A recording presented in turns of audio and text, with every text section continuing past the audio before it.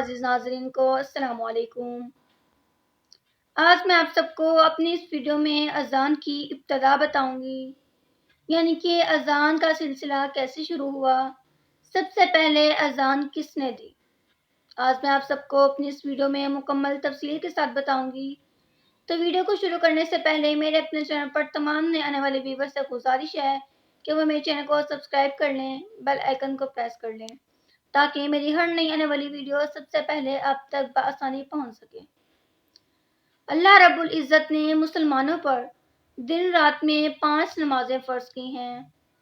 اذان نماز کا پیغام ہے جو کہ ہمیں یہ خبردار کر رہی ہوتی ہے کہ ہمیں دنیاوی سارے کاموں کو چھوڑ کر نماز کی تیاری میں لگ جانا چاہیے۔ تو اذان کی ابتدا کیسے ہوئی؟ ایک مرتبہ نبی کریم صلی اللہ علیہ وآلہ وسلم کے پاس صحابہ کرام رضی اللہ عنہ آئے اور عرض کیا کہ ہم مومنوں کو نماز کے لیے کیسے اکٹھا کریں، یعنی کہ مسلمانوں کو نماز کے لیے کیسے اکٹھا کیا جائے۔ کسی نے عرض کیا کہ ایک جھنڈا لگا دیا جائے، جب نماز کا وقت ہو تو ایک جھنڈا لگا دیا جائے، سب لوگ اسی جھنڈے کو دیکھ کر نماز کے لیے جمع ہو جائیں۔ کسی نے کہا کہ گھنٹا لگا دیا جائے، گھنٹا بجایا جائے، جب اذان نماز کا وقت ہو تو گھنٹا بجایا جائے اور سب لوگ گھنٹے کو سن کر نماز کے لیے جمع ہو جائیں۔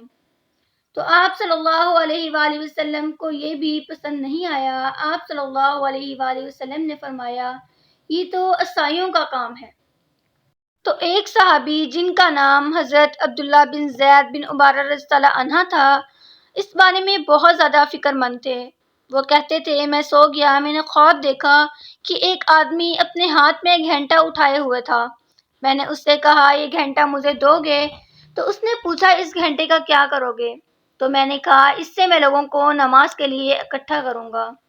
تو اس نے کہا کہ میں اس سے بھی بہتر طریقہ بتاؤں نماز کے لیے لوگوں کو اکٹھا کرنے کا۔ میں نے اس سے کہا ضرور بتاؤ۔ تو اس نے پہلے اذان کے پھر اقامت کے کلمات کہے۔ تو جب صبح ہوئی تو میں اٹھ کر نبی کریم صلی اللہ علیہ وآلہ وسلم کے پاس گیا اور میں نے اپنا خواب سنایا۔ نبی کریم صلی اللہ علیہ وآلہ وسلم نے یہ میرا خواب سن کر فرمایا یقیناً یہ سچا خواب ہے، انشاءاللہ تم بلال کے ساتھ کھڑے ہو کر بلال کو اذان کے کلمات سکھاؤ تاکہ بلال اذان دے، کیونکہ بلال کی آواز تم سے زیادہ بلند ہے۔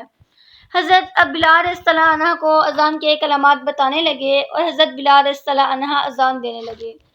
حضرت عمر رضی اللہ عنہ اپنے گھر میں تھے۔ حضرت بلال رضی اللہ عنہ کی اذان کی آواز سن کر تیزی سے چلے آئے اور کہنے لگے اے اللہ کے رسول، اللہ کی قسم جس نے آپ کو نبی بنا کر بھیجا، میں نے بھی یہی خواب دیکھا ہے۔ نبی کریم صلی اللہ علیہ وآلہ وسلم نے یہ سن کر خوشی سے فرمایا فَلِلَّهِ الْحَمْدُ، اللہ ہی کے لیے سب تعریفیں ہیں۔ یعنی کہ اذان کا مقصد، مؤذن کا مقصد ہمیں نماز کے لیے خبردار کرنا ہے۔ جیسے ہی اذان ہوتی ہے ہمیں دنیاوی سارے کاموں کو چھوڑ کر نماز کی تیاری میں مگن ہو جانا چاہیے، کیونکہ قرآن مجید میں بھی ارشاد ہے بے شک نماز مومنوں پر مقررہ وقت پر فرض ہے۔ تو آخر میں میری اللہ رب العزت سے دعا ہے کہ اللہ رب العزت ہمیں 5 وقت کی خشوع و خضوع سے نماز پڑھنے کی توفیق عطا فرمائے، آمین۔